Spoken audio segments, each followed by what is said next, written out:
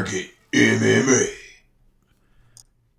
What is up, everyone? My friends, my name is Josh. I am the new kid on the block, and this is the first episode of Aggregate MMA. What we're going to do here is going to revolutionize the game and help you make some money. So a quick intro just to let you guys know what we're about here. What I'm about here at this channel is, man, I respect so many different handicappers that are in the YouTube space. I love them. I watch them every week. I spend more time watching these guys than you would believe. I have my favorites. I have my not favorites. I have, ones I trust more than others. And so what we're going to do here is I'm not going to give you their picks because that's doing a disservice to them. I want you to go watch them. If you're a fan of their show, go watch them. They have, different guys have different charisma. They have different views on the fights. You'll learn different things. They'll give you different prop bets. What I am going to do here is I'm going to give you a list of cappers that I use. And I'm going to keep a running total of how many of them are picking one way and how many of them are picking another way. That way, if you're short on time one week, you don't have time to watch all the cappers. You just have time to watch, We Want Picks or MMA Experts or MMA Guru or whichever capper is your favorite. And that's all the time you have to watch, but you're kind of curious to see what other people are leaning. Man, that's what I'm going to bring to you here. I'm going to show you a running total of all the cappers I watch and how many of them are leaning one way and how many of them are leaning another. I'm not going to tell you who's doing what because, again, that would be doing a disservice to them and all the time and effort they put into their channel and their content. And I encourage these guys to keep making their content because I love their content and I want you to love their content.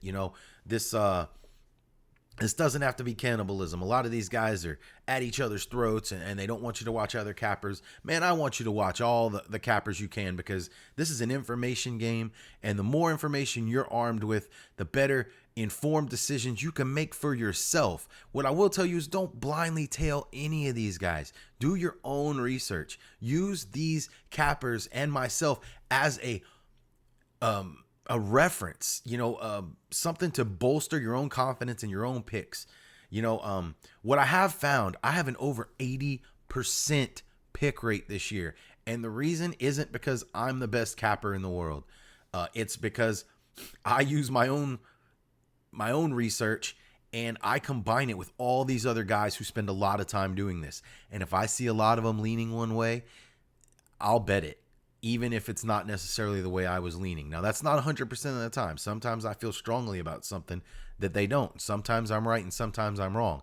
But what I can tell you is if you follow the trends, more often than not, you're going to win. And no one else is bringing you this information. Nobody else is doing what I'm doing. And it just felt like something that needed to be done for people who want more information but don't have 20 hours, 30 hours a week to sit here and watch these other cappers make their picks. So without further ado, I'm gonna get right into the show here. I'm gonna do a quick intro, let you know what we're about here, because I had a real juicy debate with a couple of people online the last few weeks about this. And it's process-oriented thinking versus results-oriented thinking. And just to give you a quick overview of what this is, process-oriented thinking is what we're about here at Aggregate MMA. It is making the proper process to get the pick. This is not a perfect science, guys. This is a fist fight.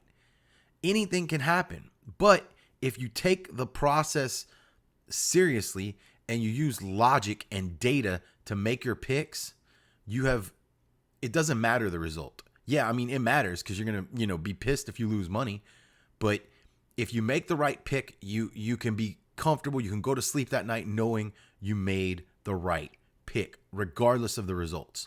To give you an analogy that kind of demonstrates this, I'm going to go back many years. You see all my gray hair. I'm old as shit. And we're going to go back to George St. Pierre versus Matt Serra, the night Matt Serra knocked St. Pierre out. A results-oriented thinker is going to say, man, Matt Serra, what a great bet. But I'm here to tell you, a process-oriented thinker is going to say, no, that's dumb as shit. Because we're not concerned with results. Betting on Matt Serra that night was dumb as shit. George St. Pierre would win that fight 99, 98 times out of 100. Therefore, the process and the proper procedural pick is George St. Pierre. It was not Matt Serra. We don't care that Matt Serra won because we know that the majority of the time that we make this bet, it's going to work out in our favor. Just to bring a brief reference to a more recent fight, let's look at the Erosa versus Rodrigues fight from just a couple weeks ago. The process-oriented cappers, which was all, I think, but one that I watched, picked Rodrigues. Why? Because Rodrigues was defensively strong in every area that Erosa had a chance to win.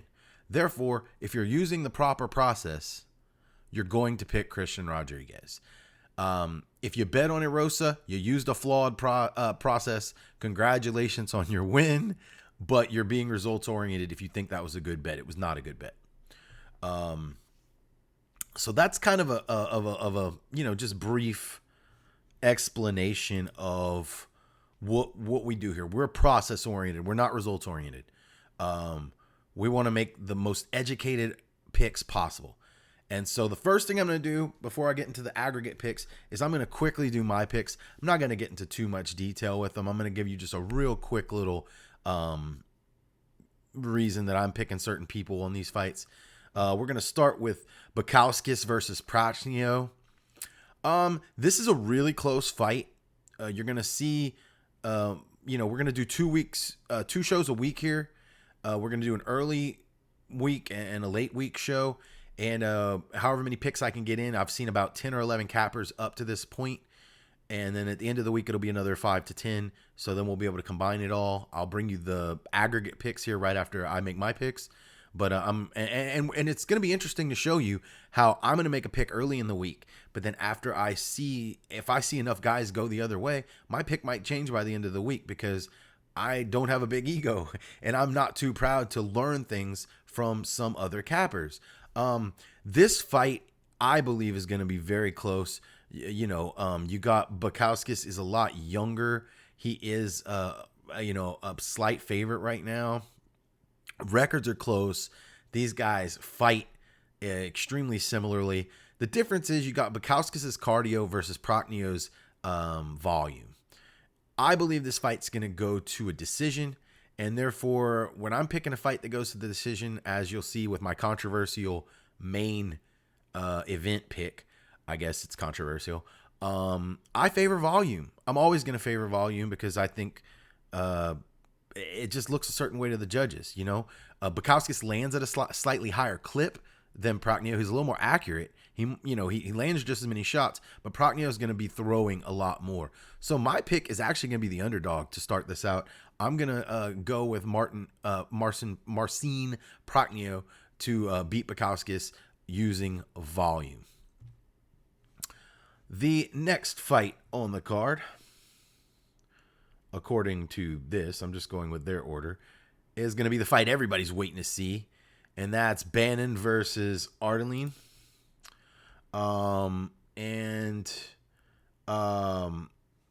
So this fight is going to be, I'm not going to lie, y'all, it's no disrespect. Either one of these chicks could kick my ass.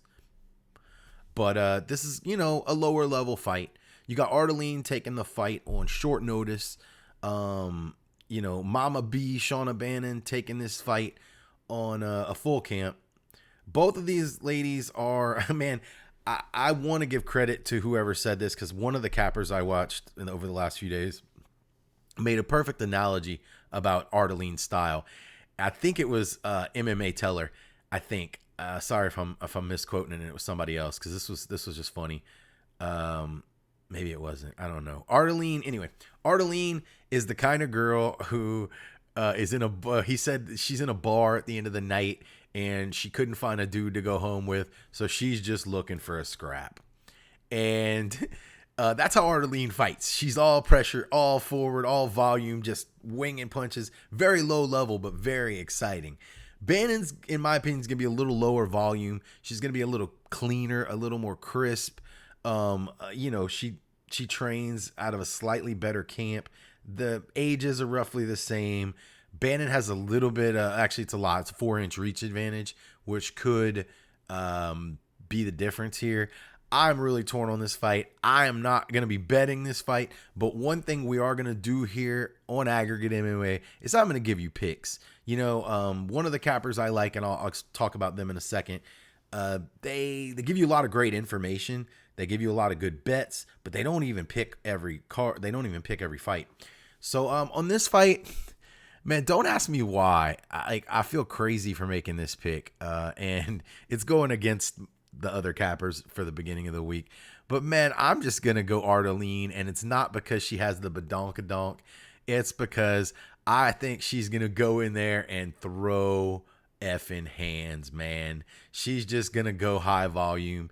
You're gonna notice I favor volume here. I favor wrestling a lot of times. There won't be any wrestling in this fight. This is a fight I'm staying away from.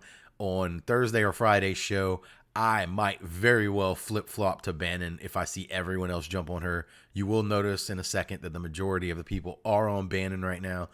Even though Ardelean has fought the higher level of competition, she's lost the higher level of competition. But my gut's going to say, it's an OnlyFans fight, and it could go either way. It's pretty low level.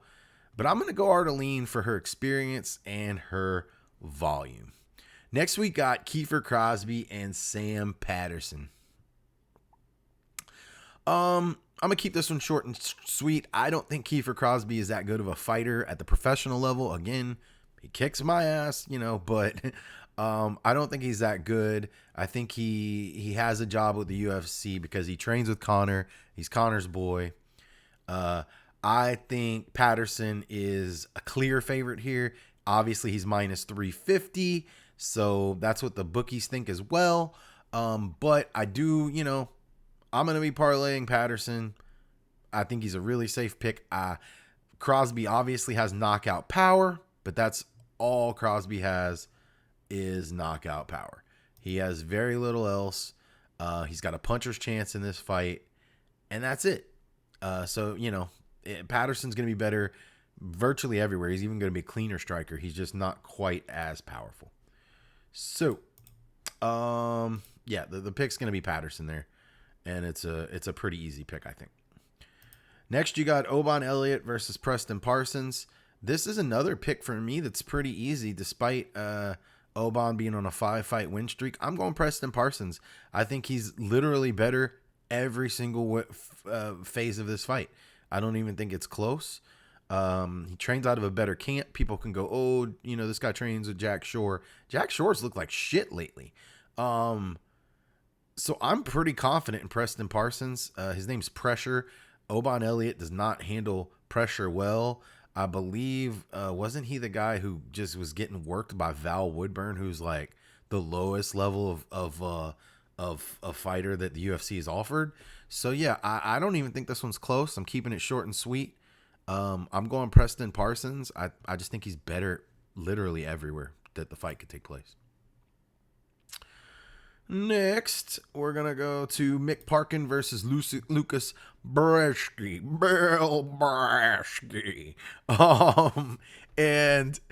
This is another quick, easy pick, y'all. Parkin's going to win this fight. He's literally better everywhere. This is a puncher's chance for Brzeski. This is a home fight for Parkin. These odds that Tapology has is not correct now. These are not I use DraftKings, and just to let you know, the current line on this is he's minus 278 at the moment of this recording, which is afternoon on Monday. Minus 278 on Parkin. I still see a lot of value there. I believe Parkin is like virtually a lock in this fight, and I mean like turn it, lock it, bang it, crank it, lock it.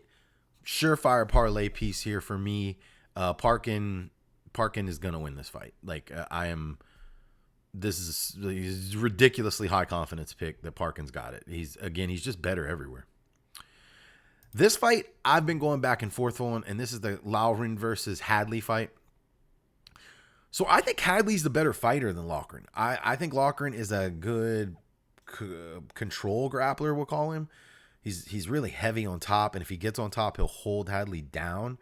And I've actually been going back and forth. on this one. I don't think changing weight classes is going to be that big of a deal for Hadley because he already just destroys himself to make weight. I think he trains out of a better camp. I'm not sure about the short notice.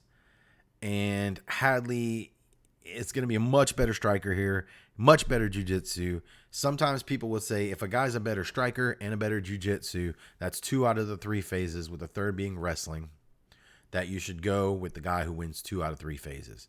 And if you wanted to pick Hadley here as a dog, man, I would not tell you not to. The current line I'm seeing on this fight is...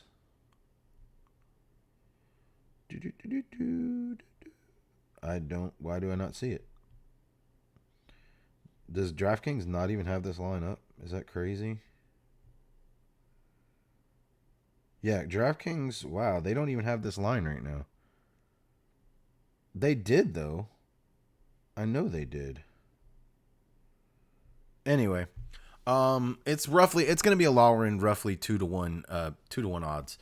I'm going to go Loughran just because I do believe he is going to hold down Hadley for the better part of 3 rounds. And I think he has the mass and the size and the stockiness and just the style to do it.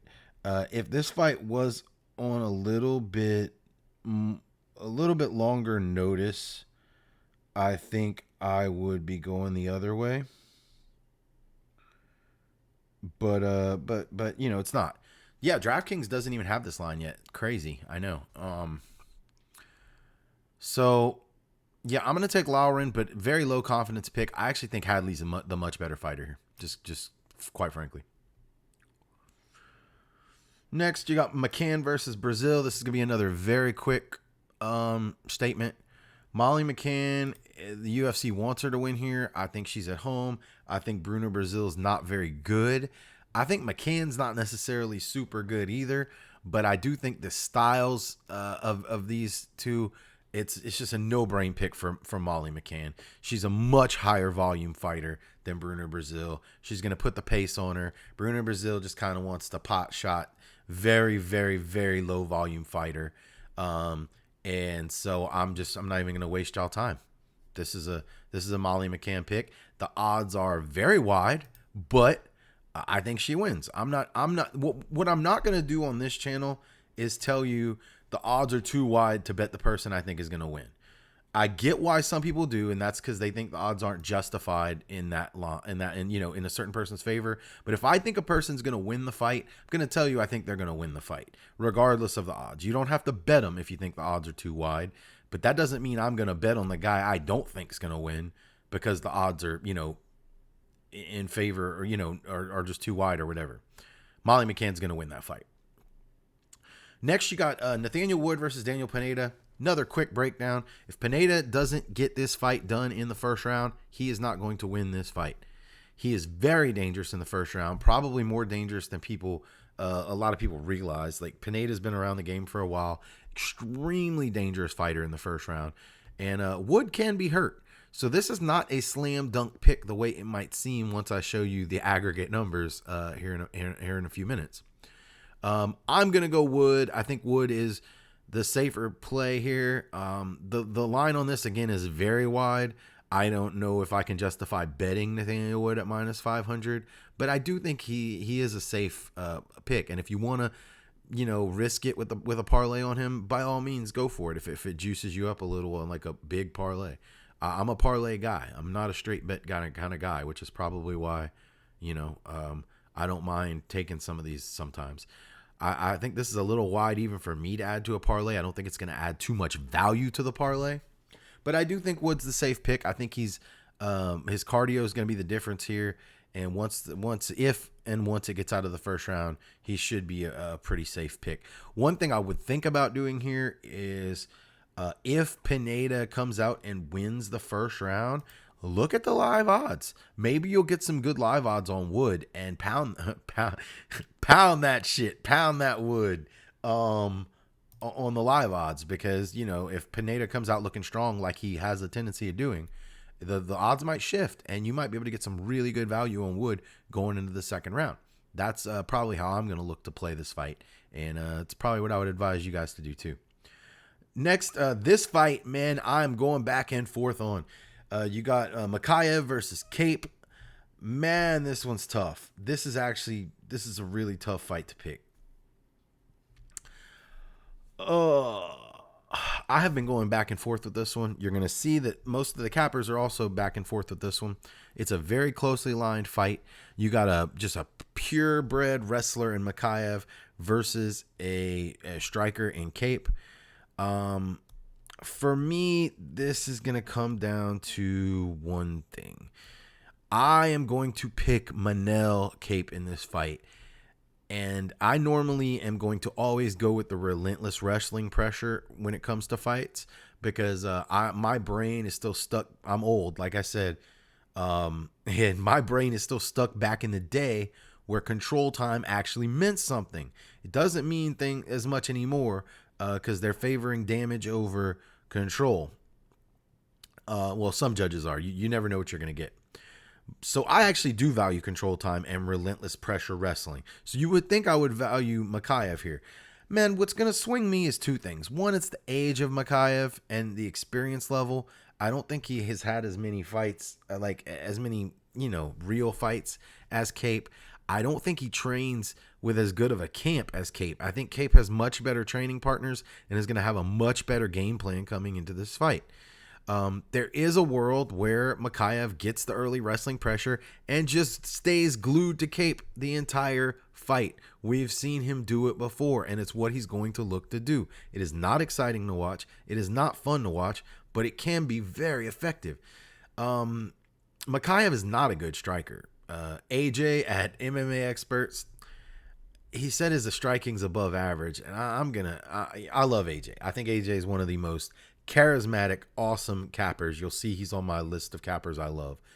But man, Mokaev, you're wrong about that one, buddy. Mokaev is not a good striker. He's a bad striker. His striking's getting better from how it used to look, which was absolute dog shit, but it's still way below average.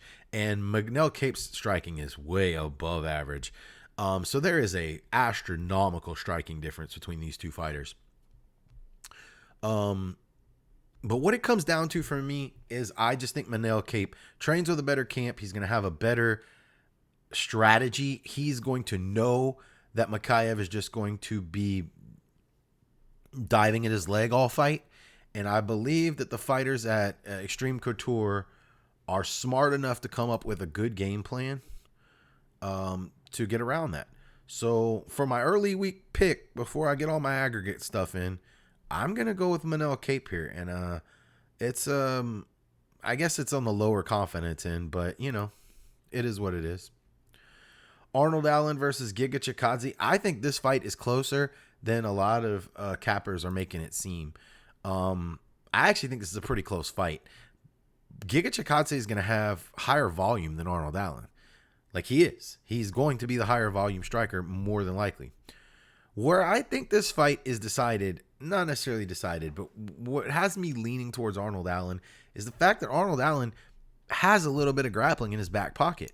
And Chikadze doesn't. Like, he has shown very strong weakness to grappling. I think if Arnold Allen is feeling like the striking isn't going his way, I want to believe in his fight IQ.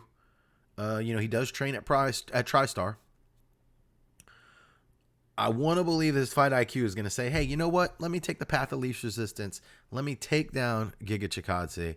And even if it makes it a little bit, less of a banger than we all are expecting from this fight, and he's on a 2-fight losing streak, I think his ass is against the wall here. He knows his butt's under the fire. And, he lost to two really good fighters in Evloev and Holloway, which is, quite frankly, better than... You could say, no. I mean, Qatar's okay, but that was Chikadze's loss. And I would say Qatar is worse than Evloev and Holloway by a decent margin.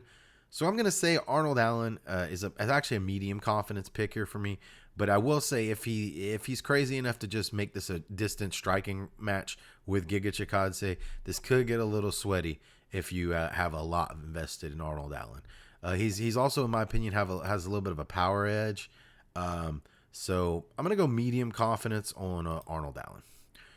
Christian Leroy Duncan versus Gregory Rodrigues, El Robo Cop, as they call him. Close fight, guys. This one's close. This is actually, I'm going to go right back to kind of the breakdown from the very last fight. So if this fight stays standing, I'm going to say it's 60-40 Duncan. If Rodrigues is smart and uses his actual base, which is jiu-jitsu and his wrestling, I think it's a Rodrigues, win. You just never know what kind of IQ these guys are going to bring into the cage. You know RoboCop's love to bang lately. He likes the exciting fights. So this is a really hard fight to pick.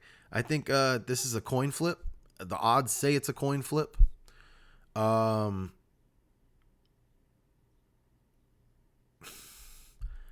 been going back and forth. I think Duncan fighting at home, it bodes well for him. This fight really just comes down to whether you think RoboCop is going to shoot takedowns. If you don't think he's going to shoot takedowns, you probably should lean Duncan. And if you do think he's going to shoot takedowns, you probably should lead Rodrigues. I'm going to say that from what we've seen recently out of RoboCop, and I hope I'm wrong here. I'm pulling for RoboCop here, but I'm going to lean Duncan. Strictly because two things. One is I think Rodrigues has fallen in love with his hands. I don't think he's necessarily going to be shooting takedowns. He loves the exciting fight. And don't get me wrong, he has the power to sleep Duncan. Like, don't get that shit twisted. He absolutely can sleep Duncan in this fight if it stays standing. But you also got to look at the 4-inch reach advantage of Duncan. And if this thing stays at range and these guys are just kind of throwing, I have to lean I have to lean Duncan. Much better. Well, they both have pretty good losses. Both have some pretty good wins. Man, this one's tough. This one's really tough. I was on RoboCop early, like a few days ago last week, whenever I first saw the fight announced.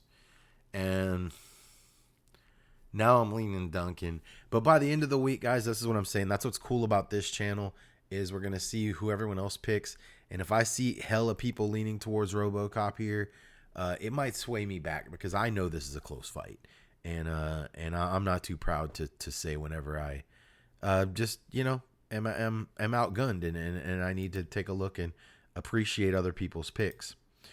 Green versus Pimblett. Okay, so a lot of people aren't going to... First of all, he's Bobby Green to me. I'm never going to call him King Green. Sorry, dude. I don't like Bobby Green. I don't like his attitude. I don't like his fighting style. There's very little about Bobby Green I like. And I'm aware of this. And I'm going to make you aware of this before I make this pick. I think Green... Now, Green's a sharpshooter. I'll give him that. Because when you look at his strikes thrown versus his strikes landed, he doesn't throw that much. He just lands at a very high clip.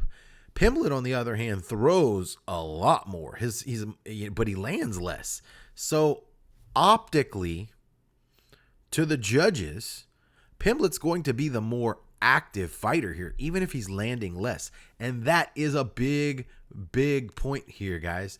I want to emphasize that because you might look at their stats, their punch stat numbers when you're doing your independent research, and you're going to say, well, Green lands more significant strikes per minute than Pimblett. But guess what? The judges don't have that number in front of them. They just see what they see. And Green throws less than Pimblett. Pimblett is a significantly higher output fighter than Green. Pimblett has the grappling edge. I just personally, man, I just don't like Bobby Green. He has this arrogant thing about him that I don't think is warranted. like what you knocked out a 40-year-old Jim Miller. So you know, why don't you get humbled by what Jalen Turner sent you to the fucking shadow realm? But he can't.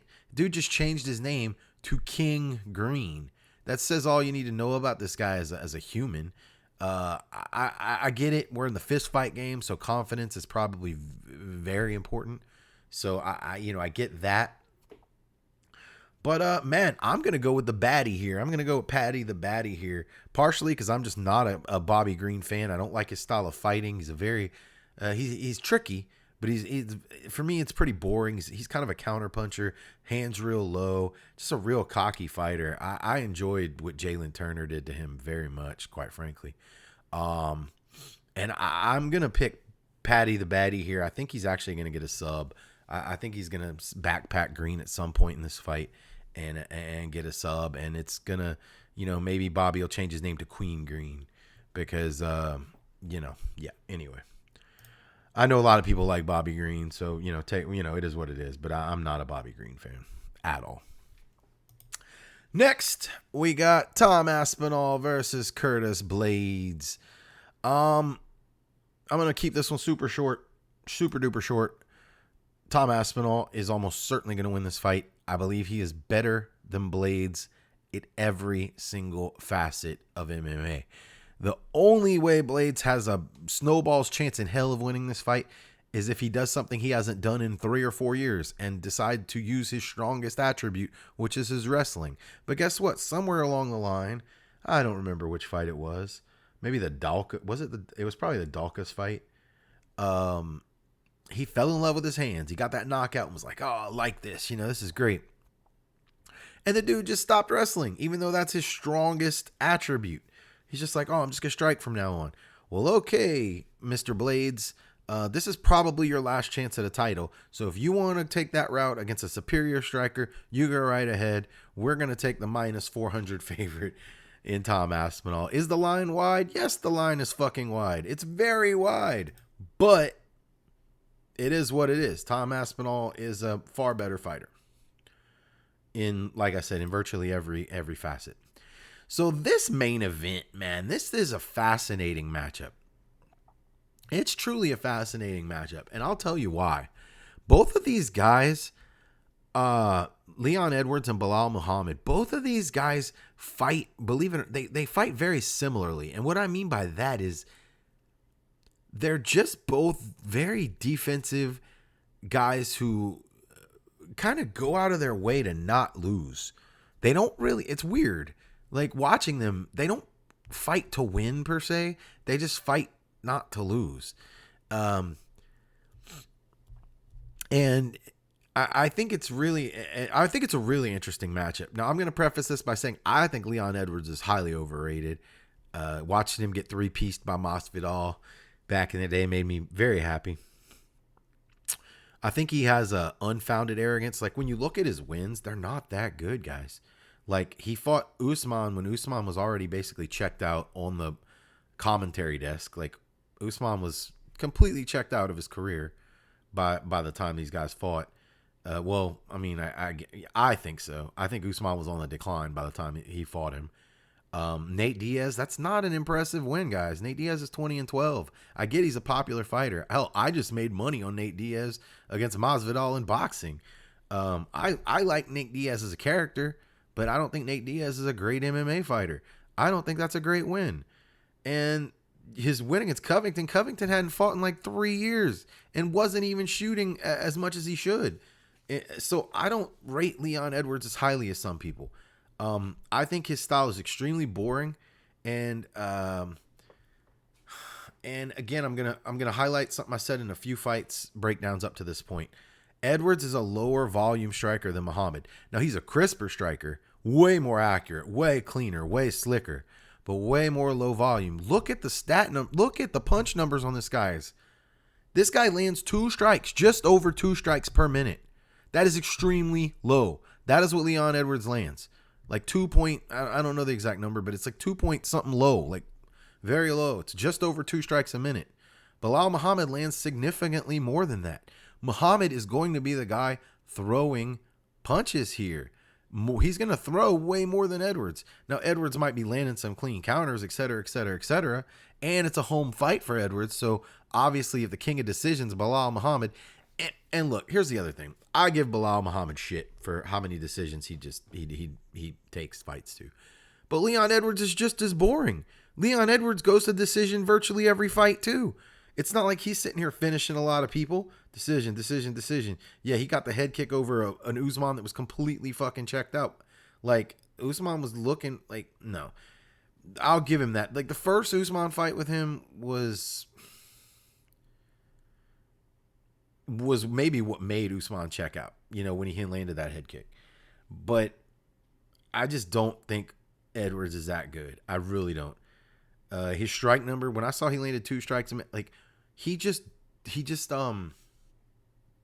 lulls his opponents into like a lull. Like, he makes them not do much. It's really weird. Now, I will say, I think he's stronger than people give him credit for.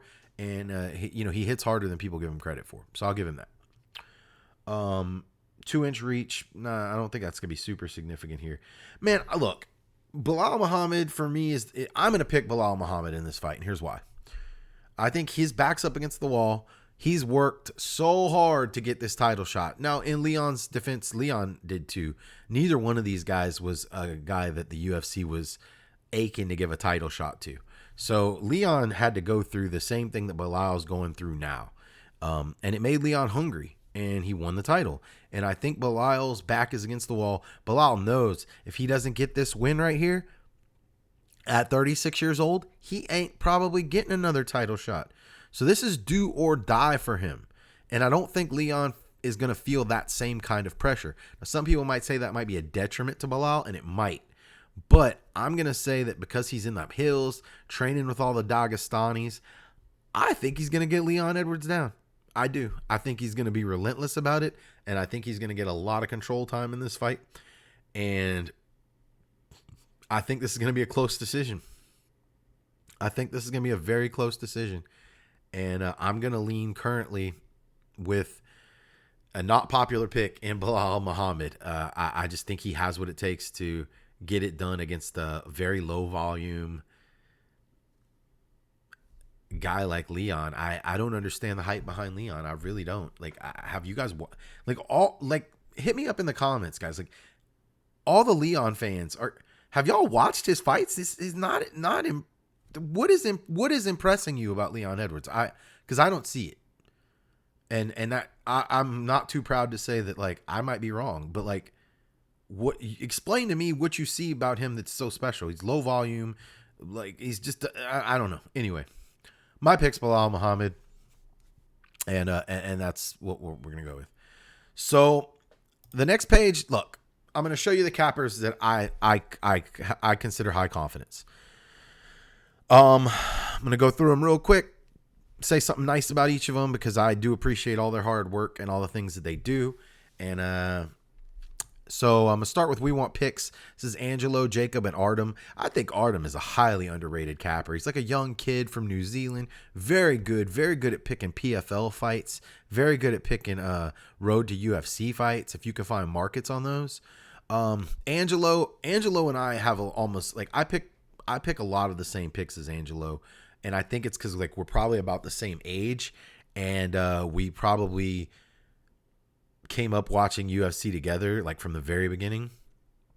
So we have a different appreciation for, like, wrestlers and things like that. Jacob, man, me and Jacob have a love-hate relationship. I think Jacob's kind of an egomaniac, and it's not necessarily warranted. And I do think he is insecure at his soul, because he gets really defensive when people, have issue with his picks. But I think Jacob is very good at what he does. He makes some good picks. His underdog picks are a lot of the time on point.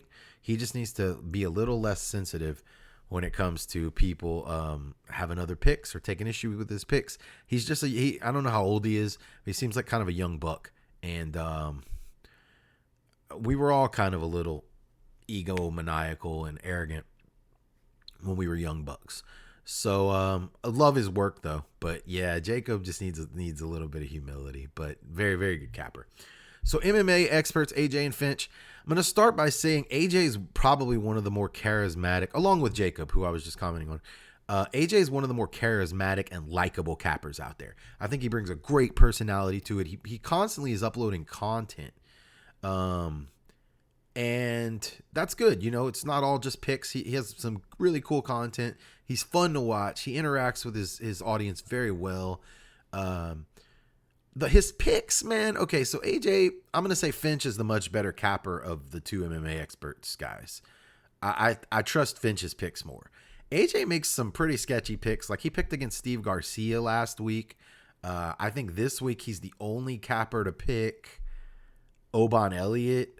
I think AJ picks with his heart a lot and not necessarily his brain or his knowledge, because I do think his knowledge base is pretty good, but I think AJ is a little bit prone to the emotional pick. But nevertheless, respect the guy, love the guy, and I think Mike Finch is a phenomenal capper, also very charismatic. These guys are some of my favorites to watch. And then going back, one more thing, Angelo is the pinnacle of professionalism, and you can tell. So props to Angelo as well with We Want Picks. I think he does, he keeps that ship steering properly. DFS by the numbers, Brady and Wheezy, man, I love these guys. So these are the guys, when you see some of my aggregate picks in a second, the numbers are different from fight to fight. And it's because these guys don't give direct picks sometimes. Like they won't tell you who they're picking in the fight. They'll just tell you pass, or they'll tell you the line's too wide, so it's a no bet for me, but they don't really imply even who they're going to pick to win. What I like about these guys is they give you a lot of good prop bets and a lot of good information. They break down the fights really well, even though they won't necessarily tell you a pick. And you're supposed to be making your own mind up. So I think they're some of the best for informational purposes. They give you some of the best stat lines. Very good at what they do. Mayo Media Network. It's the Dog or Pass show with Cody and the host guy. I can't think of his name at the moment. I think Cody's a very good capper. Like straight up, I think Cody's a very good capper. Him and these guys in DFS by the numbers are both full of very good data points. They provide very good insight to the fights. They also, like DFS by the numbers, will just say pass and not necessarily give picks sometimes. But most of the time they give picks, and I think they do a great job. So the Anakin Florian podcast, again, great content here. They have two cappers, Kenny Florian and Brian Petrie. If you notice, I just have Kenny Florian here because you'll see Brian Petrie on the next page because I think he is a horrible capper. It is what it is. I'll explain why. Kenny Florian makes great picks. Kenny Florian, obviously ex-UFC fighter. I remember him from what was he on Tough One? I think the Chris Lieben season and stuff, where Kenny, the elbow master Florian. Kenny Florian's a great capper, and the Anakin Florian podcast is good entertainment. They have Ray Longo on there a lot. Great content. Fun to watch. Kunith at Kunith. Kunith knows what he's talking about, man. He was one of the only cappers that picked Waldo Cortez Acosta over Despain, and while you might think that was a bad procedural pick, I think it was, ironically, despite everyone, myself included, picking Despain in that fight, I think Kunith took the proper procedural route by making the Waldo Cortez Acosta pick, even though I don't think Waldo Cortez Acosta is very good. Kunith is very good. He'll put out usually 2 shows late in the week. Still don't have his picks for this week yet.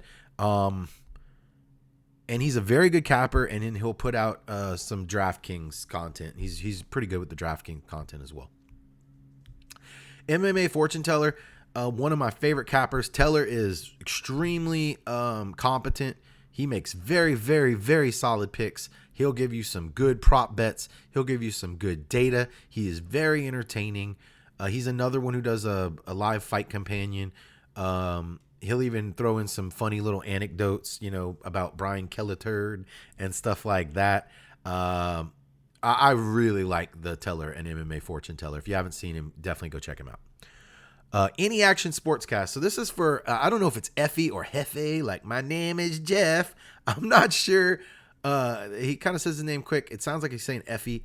So this guy's really got a low watch channel. Not a lot of people watch him, but I think he has some decent insight, makes some good picks. So if you just have, if you're looking to check out somebody new and get some new opinions, I'd look into any action sportscast, as I do think Effie does his homework. He watches the film. He does the research. He makes process-oriented picks. MMA Odds Breaker. I actually just started watching these guys maybe 2 weeks ago.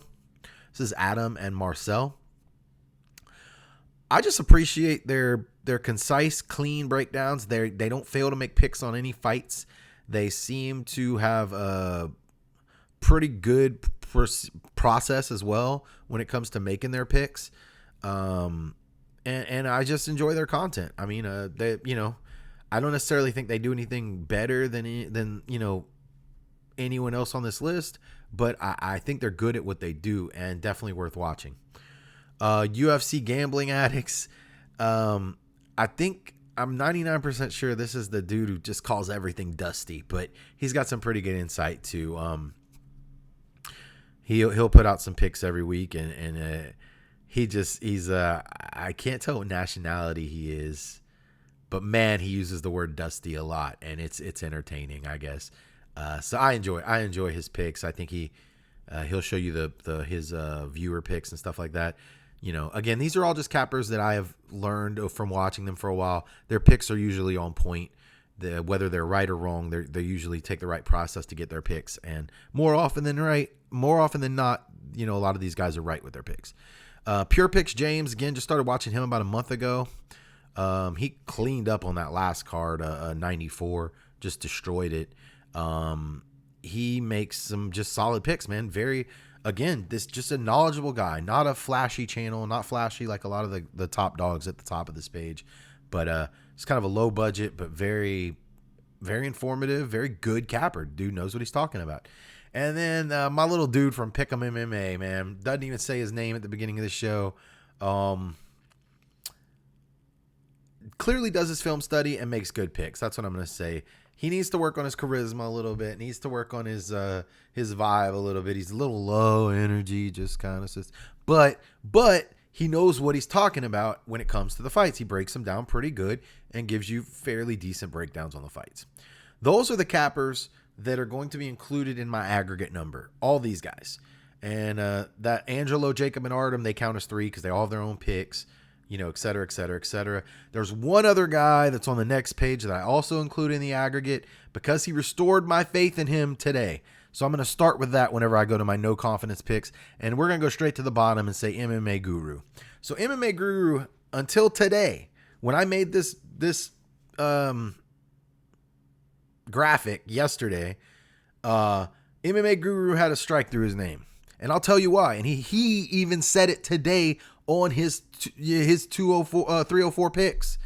On his UFC 304 picks, he said the reason that I had him on this no confidence cappers list today.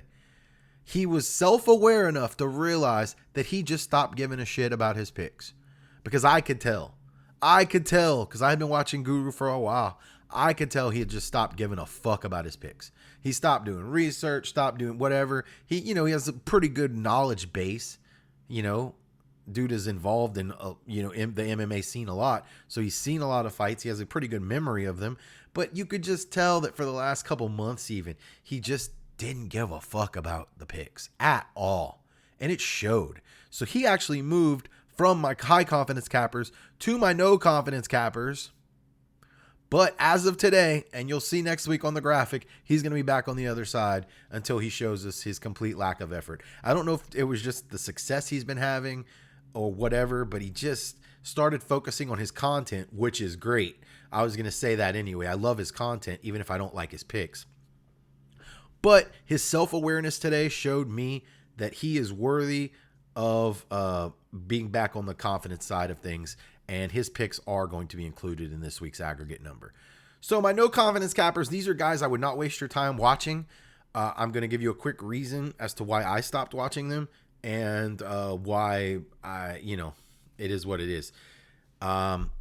First, there's this thing called Liam Picks Fights. Liam's actually okay-ish, but this guy who does the show with him named Rich, this English guy, His little thing is just win, baby, or whatever. This guy's horrible. Not only is he an egomaniac who who doesn't handle making bad picks well, but he makes really bad picks. I remember one card not that long ago. He picked Malarkey to beat, was it Brito? I don't remember. Malarkey to beat somebody that Malarkey had no shot against. And on that same card, he picked Michel Pereira to lose to Poteria. It was just some real bad picks. And then when you not even in a weird way, when you just let him know, like, or ask him why he's making the picks, he gets all defensive and acts like he knows what he's talking about. But I watched these guys for a few months, and all Just Win Baby does is lose. He makes highly controversial picks that are not process oriented, and they suck. So I would not waste your time with them. Lucas Tracy MMA. This guy has a massive following, and I don't understand why. He doesn't even pick all the fights on the cards. He basically thinks he's too good to pick women's MMA fights. And then on top of that, he said something during his, this is a guy I really just stopped watching recently because, again, I'm not just talking shit about these guys for no reason. They gave me a reason to. They said or did something that just completely made me realize I don't want to trust them with my money or my time. So I haven't watched Lucas Tracy in the last few weeks. The last one I did watch was when he was breaking down the Fatima Klein Jasdavicius fight. And here's what he said that made me realize that no one should trust Lucas Tracy. And I have no earthly idea how he has like 40,000 subs or whatever. Lucas Tracy said, I don't know who Fatima Klein is, which is fine. I didn't know who Fatima Klein was going into that fight. I had to research her. But he said, because I don't know who she is, I'm just going to pick Jasdavicius. He's not even going to do the research. He's not going to do the homework. He's not going to do the effort to get you guys an educated pick. He's just lazy. And I don't think this guy does tape study. I don't think this guy does shit. I think he relies on his massive amount of subs to y'all watch him for God knows why. I could not tell you why. I have no confidence in his picks. I don't think he does any research or data-driven metrics to make his picks. I think he just picks who he likes. And y'all eat that shit up. And it's fucking mind-blowing, quite frankly. Fight Fairy, I don't even know if she's still doing a show. I watched her for a week or two. She's a cute little chick with a pixie cut. Her boyfriend's probably in the corner of the room making her picks for her. She's talking about how guys are too skinny, so he's going to be faster. Shit like that. Like, I'm not even hating on her because she's a girl. I'm hating on her because she doesn't know what she's doing. And the 2 times I watched her, she missed more picks on the cards than me. No capper should be below 500. I get that it happens every now and then. A funky card happens and you have a bad night. I get it. But this chick was just going under 500, under 500, under 500. So her boyfriend's terrible at picks. And don't be a simp. You know, I hate to quote the Clown Show, who I thought was very entertaining. I feel horrible that some of the people probably on this page and the page before trying to get him shut down thought he was hilarious. He was telling you, don't watch Fight Fairy. Don't be a simp. Like, why are you being a simp? She ain't gonna screw you because you're sliding into her DMs watching her channel. Like, you're wasting your time. You're wasting your time watching the people that I'm listing right here. Clinbat, this guy takes the cake. This guy's horrible. This guy's horrible. He's bad at making picks. But what makes this guy like funny in a way is that you could tell he just wants to be good at this so bad. So I'll give him A for effort. Clinbat, you get an A for effort. You clearly I'm going to go do an interview with Angelo because I just want to make it in this segment so bad, even though I'm terrible at making picks. Okay, so I quit watching this guy for 2 reasons. One, I watched him only maybe like 2 or 3 weeks. And I caught him at the right time to where I realized he was just clueless. First of all, this guy picked Romanov over Almeida, which to me, you have to be brain dead to do that, or you have to hate Almeida. I will say Jacob from We Want Picks also picked Romanov over Almeida, but he knew it was because he just doesn't like Almeida, and he said it. So that's some self-awareness by Jacob. Jacob's like, I think Almeida's shit, so I'm going to pick Romanov. But he kind of knew. You could just tell. Like he's not an idiot. Clinbat really thought Romanov was going to win that fight. That fat Romanov was going to beat Almeida. That's a horrible pick. That is a pick that shows me you have no fucking clue what you're talking about. But then on top of that, if you watch that same video, I believe, in the first 5 minutes of his video, he has to tell his viewers, guys, I know what I'm talking about. Why do you know what you're talking about, Clinbat? Why? What do you have? What are you providing us where we should just take your word, some stranger dude, to know what you're talking about? You're not providing us any data. You're not providing us shit. You're just providing us with your opinions on fights. And guess what, bro? You've shown the ability that your opinions on fights suck. You're shit.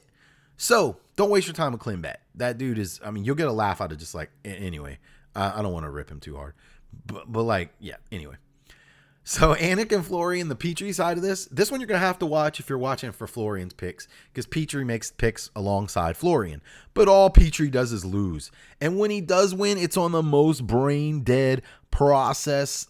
Like, he picks the worst fights to happen to win, like Erosa over Rodrigues. Might have been the only fight he picked right that entire night, and he somehow managed to pull Erosa out of his ass, which I'm going to go back to and say, it's a horrible pick. I don't care if Erosa won. If you're picking Erosa there, you are not doing your homework. You don't know what you're talking about.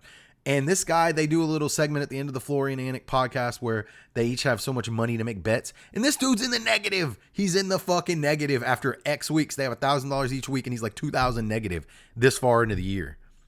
How is that even possible? How can you call yourself a professional capper and you're losing money? This much money. You're not even or close to even. Stop. Just stop. I don't know how he got hired. I don't know if his wife is Clinny Florian's sister or something, but Brian Petrie is a terrible capper. So, these are the guys we trust, and MMA Guru. These are the guys I'm going to tell you, do not waste your time with. And now, the part you've all been waiting for, we're going to go to the aggregate totals. So far, we've had about 10 cappers pick up to this point in the week. In the Edwards-Muhammad fight, we have 8 of them have gone with Edwards. 2 of them have gone Muhammad. I am not including my pick in here. If I was including my pick in here, it would be 8-3. We have a clean sweep in the Aspinall versus Blaydes showdown, with all 10 cappers being very confident that Tom Aspinall is going to win this fight.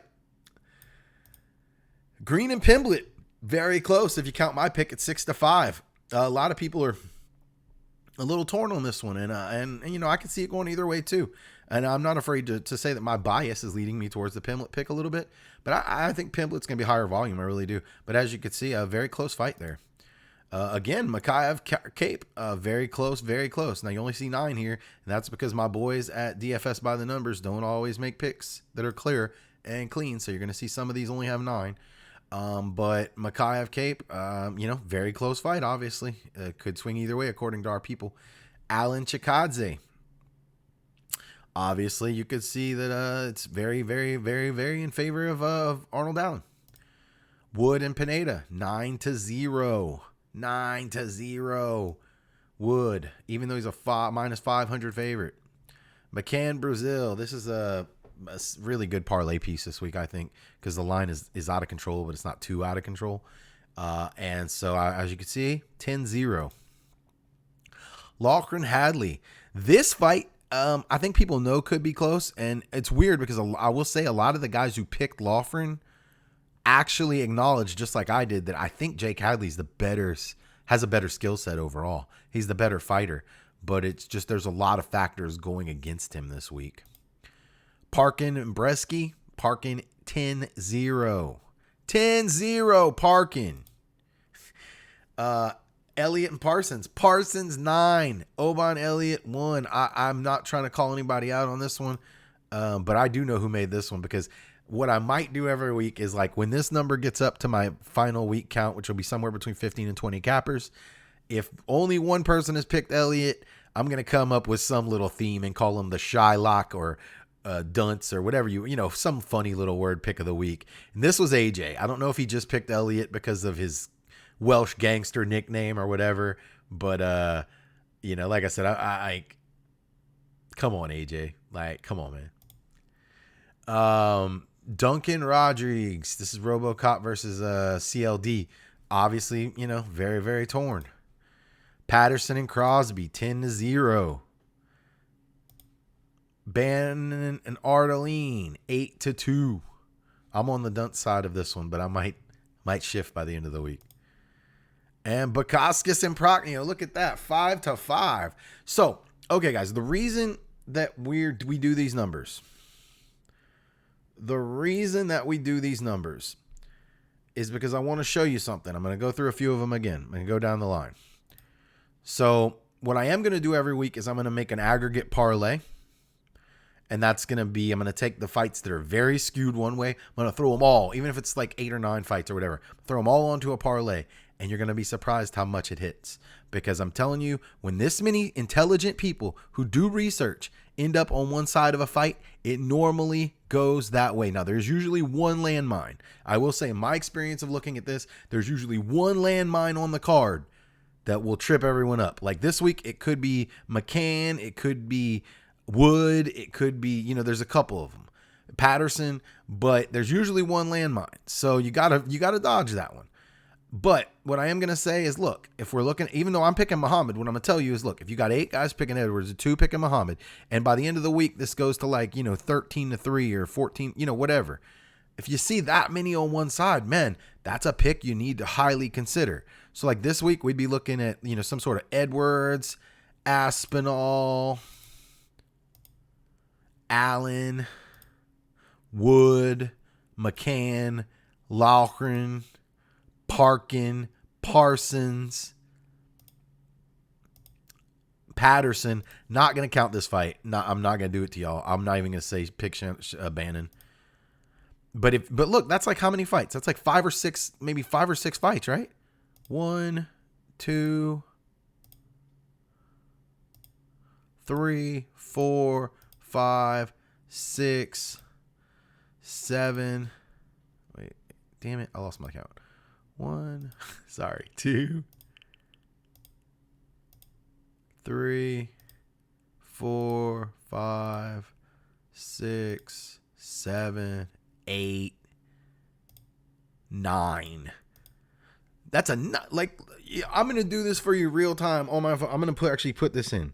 9 fight parlay, picking the guys that we just have all of these,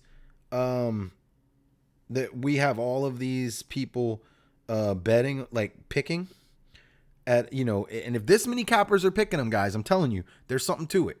If there's this many people picking them, there's something to it. Okay. And so we're going to enter in those fights. Again, I'm using DraftKings lines. You might actually get some way better lines on wherever you're at. The problem is where I'm at, we don't have necessarily the best lines. We don't have the most options. Parkin, Parsons, Allen,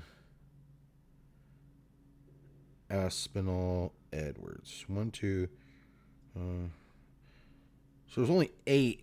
So obviously this, they don't have the line. Oh, they don't have the line on the Loughran fight on here. So we're looking at, it's an 8 pick parlay, and it's going to get you plus 1077. So you're getting about 10-1. Doesn't sound great for 8 picks, but guys, these are all highly confident picks. What else do you want? You could, take a few of the big favorites off, and it's not even going to take too much steam off that number. But when you see that many picks going a certain way, you can believe that that's probably who's going to win the fight, because this is a lot of intelligent people making these picks. So I was going to try to shoot for under an hour. We got 3 minutes over, maybe 4 or 5 by the time I'm done rambling. I just want to thank you guys. Please, thank y'all for stopping by. I'm going to be trying to do 2 of these a week. I'm going to try to do an early week like this where I could show you, the first however many cappers get their shots in. And then Thursday or Friday when I get the rest of them, I'm going to put an updated number so you could see how it turned out at the end of the week. The reason I'm doing it at the beginning of the week this week is so if you want to try to beat some of the lines, the Parkin line's probably not done moving. The McCann line's probably not done moving, as crazy as that sounds. If you want to try to just get a little better, number on some of these, that you can. But I'm eager and anxious to start this journey with all of y'all. Please drop a like, hit a subscribe, drop a comment for the algorithm so that more people can get on here. And one thing I would encourage you guys to do is, if you have a capper that you like, that you want me to take a look at and add them to the good list or the bad list, I'll be happy to do that. I spend a lot of time researching this every week. I spend a lot of time watching cappers every week. So if you have a capper that you want me to take a look at for either a good reason or a bad reason, email me. It's right there, Aggregate MMA at Yahoo. Email me and I will be happy to take a look at, or just drop, don't even email me. Just drop a comment. Just drop a comment for the algorithm and tell me some of the cappers you like that I don't have listed, and I'll be happy to see what they're about and take a look at them. If you're a capper and you have a page and you want me to take a look at it, again, just drop a comment. And then again, I'll pull an AJ and say, even if you don't have anything to say, or you just want to tell me I look like a fat John Stamos, that's cool too. Just comment something, because we're going to try to get some traction on this. And I have a feeling that what we're trying to do here could be really good for your pocket, my pocket, everybody's pockets. We can make some money together by bringing kind of a hive mind approach to this. So I really want to thank you for your time. I want to thank y'all for stopping by for this first show, even if it's only 10 of you. I just really appreciate y'all. And I know that this community is a passionate and fierce community when it comes to this stuff. And if you guys could get the word out, tell some of these guys that made my show that they're on my show, we could get this thing going pretty quick. I believe it with all of my soul that we could get this channel going pretty quick, because what we're offering here is something that nobody else is offering, and we're offering it for free. So thanks. Drop a like, comment, subscribe, guys. I want to, again, just much love. Thanks for stopping by, and I will catch y'all later this week with the updated picks for UFC 304. Take it easy, guys.